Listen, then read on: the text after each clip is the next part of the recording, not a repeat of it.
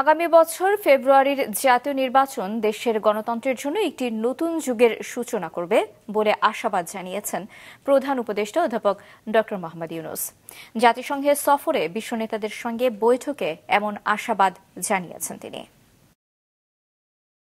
New ইয়র্কে প্যারিসের mayor an Hidalgo প্রধান উপদেষ্টা অধ্যাপক মোহাম্মদ ইউনূসের সাথে সাক্ষাৎ করেছেন। সাক্ষাৎকালে দুই নেতা বাংলাদেশের আসন্ন সাধারণ নির্বাচন, চলমান রোহিঙ্গা মানবিক সংকট সহ বিভিন্ন গুরুত্বপূর্ণ বিষয়ে আলোচনা করেন, যেখানে প্রধান উপদেষ্টা বলেন আগামী বছর ফেব্রুয়ারির জাতীয় নির্বাচন দেশের গণতন্ত্রের জন্য একটি নতুন যুগের সূচনা করবে। প্রধান উপদেষ্টা জাতিসংঘ সাধারণ পরিষদের অধিবেশনের ফাঁকে অনুষ্ঠিত সামাজিক উদ্ভাবন বিষয়ক বৈঠকে অংশ নিয়েছেন, যেখানে সরকারি ও বেসরকারি খাতের শীর্ষ নেতারা উপস্থিত ছিলেন। বিশ্ব অর্থনৈতিক ফোরাম বৈঠকের আয়োজন করে। এদিকে বাংলাদেশ যেন স্বল্পোন্নত দেশ থেকে উন্নয়নশীল দেশে উত্তরণের পথে কোনো প্রতিবন্ধকতার মুখে না পড়ে, সেজন্য বিশ্ব বাণিজ্য সংস্থার পূর্ণ সমর্থন চেয়েছেন প্রধান উপদেষ্টা। বিশ্ব ব্যাংকের সঙ্গেও বৈঠক করেছেন প্রধান উপদেষ্টা।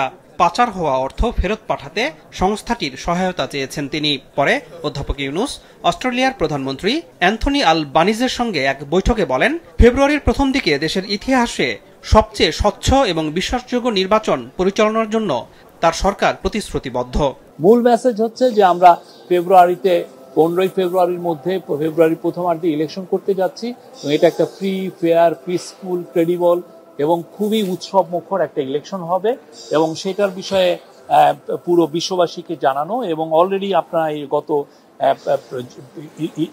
রিসেন্ট মান্থ প্রত্যেকটা ওয়ার্ল্ডের টপ লিডাররা, টপ তাদের এনভয়রা আমাদেরকে জানিয়েছেন যে তারা ফুললি সাপোর্ট দিচ্ছেন এই গভর্নমেন্টকে। প্রধান উপদেষ্টা নেদারল্যান্ডসের রানী ম্যাক্সিমা, বিশ্ব স্বাস্থ্য সংস্থার মহাপরিচালক, চিলির প্রাক্তন রাষ্ট্রপ্রধান ও উরুগুয়ের পররাষ্ট্রমন্ত্রীর সঙ্গেও বৈঠক করেন। এদিকে অধ্যাপক ইউনূসকে দেওয়া হয়েছে থেয়ার ওয়ার্ল্ডের আনলক বিগ চেঞ্জ অ্যাওয়ার্ড।